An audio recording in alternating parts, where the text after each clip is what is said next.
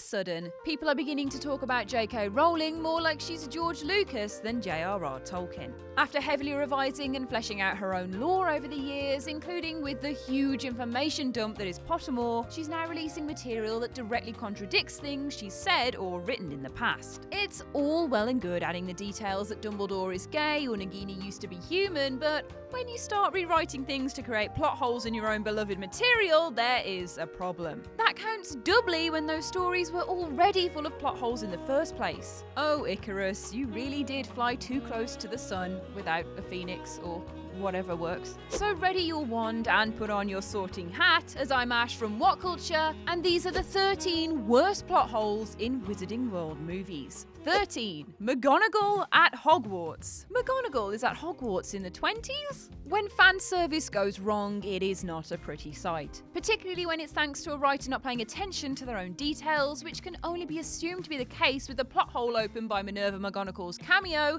in The Crimes of Grindelwald. We see her briefly at Hogwarts and she appears to be around her mid to late 20s or so, which makes absolutely no sense. She's appearing as a teacher at the school in 1927, despite the fact she was born in 1935, which is according to the bio now mysteriously obliviated from Pottermore, and didn't start teaching at Hogwarts, in her own words, until 1956. And before you say it might be a different McGonagall, the script even confirms that it's her. What is going on? 12. How does Expecto Patronum work on a boggart? We know that the only way to defeat a boggart is to spell ridiculous and resulting laughter. So how come in The Prisoner of Azkaban, Professor Lupin uses a boggart to train Harry to use the Patronus charm? At that point, Harry's crippled by his fear of the Dementors, so it makes sense that he'd benefit from some immersion therapy, but there's a problem. Using a Patronus simply wouldn't work. The Patronus charm would have no effect on a boggart since it's entirely the wrong spell, and yet the boggart in that form is defeated when Harry successfully casts one. So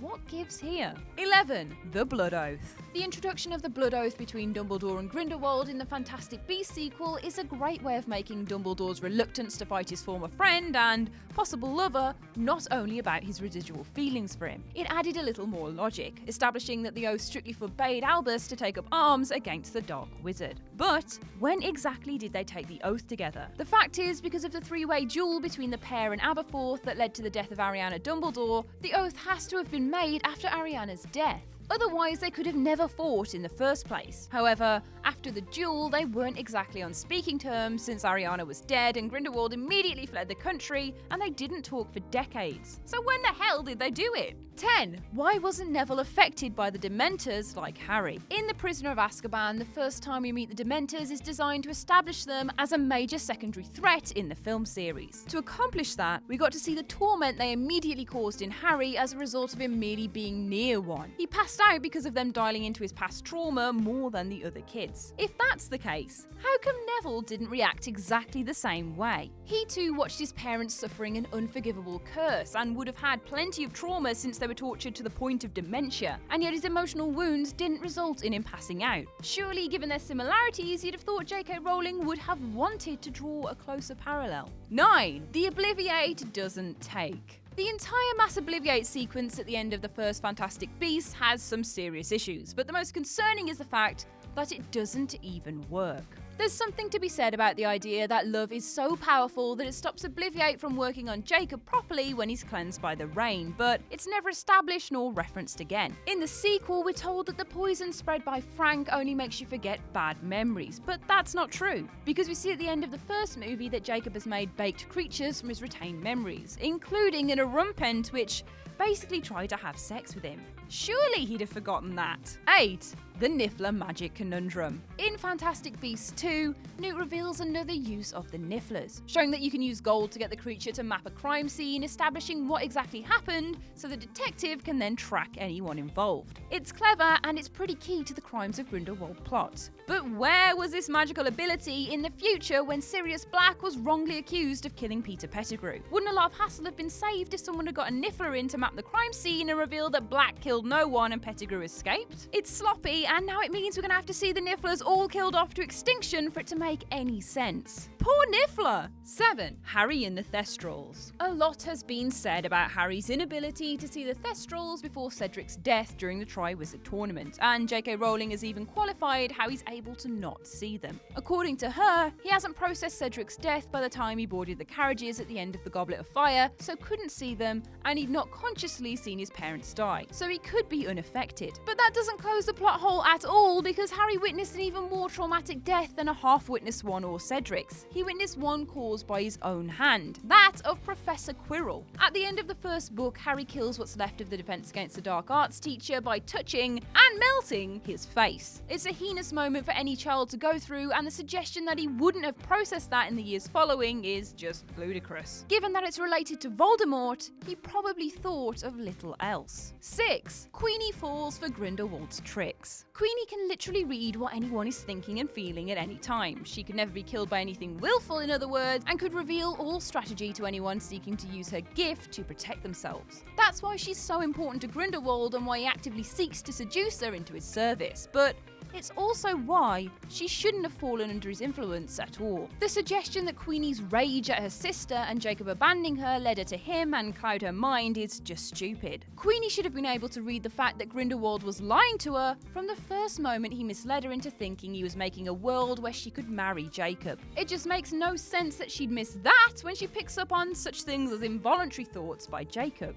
5. Why does Dumbledore stop the kids getting assistance? When the Horcruxes are revealed to exist, Dumbledore insists that the 3 children tasked with finding them tell nobody about them. He does this with the suggestion that he's protecting them from anyone who might pass that information back to Voldemort, who can make plans to stop them. That much makes sense. But it absolutely doesn't make sense that he'd make them withhold the information from the members of the Order that Dumbledore himself chose as trustworthy and honourable enough to be in the Order in the first place. Why did he all of a sudden no longer trust them? Wouldn't Lupin or Kingsley have been particularly valuable allies to the kids on their journey? You know, particularly after it was very obvious that Voldemort knew what was going on?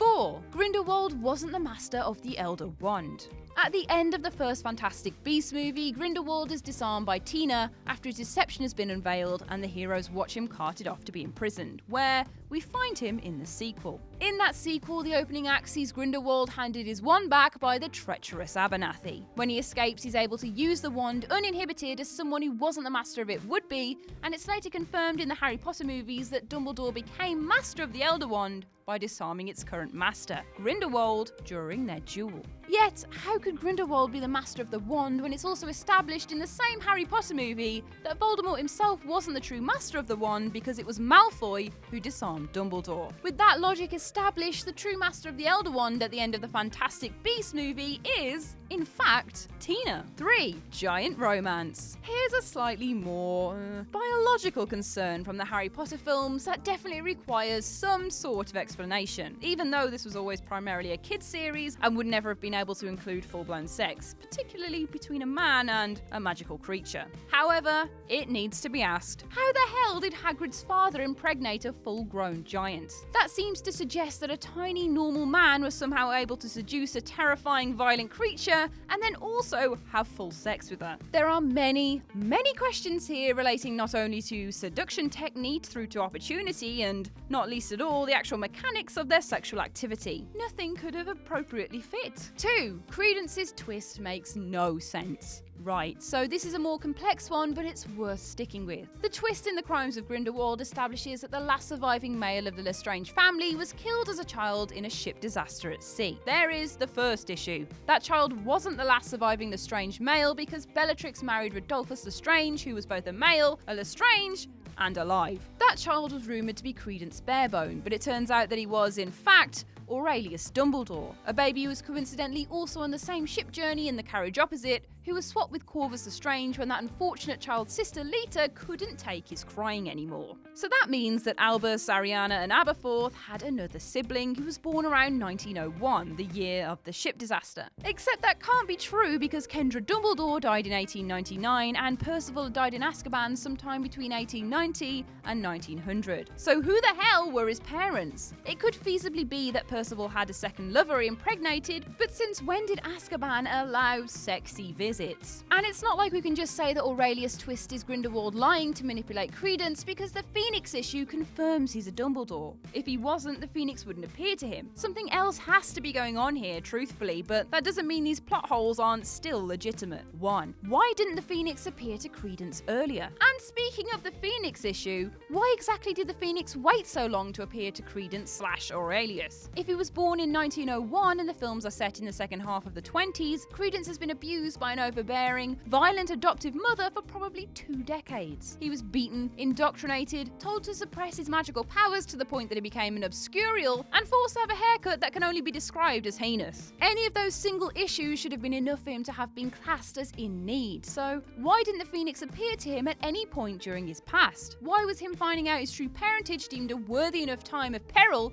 to justify his belated appearance? And that's our list. What other Harry Potter plot holes have plagued you over the years? Share your thoughts in the comments section below. I've been Ash and this has been What Culture. Make sure to subscribe to the What Culture YouTube channel for more lists like this, and don't forget to visit whatculture.com for daily news and articles. Thanks for watching!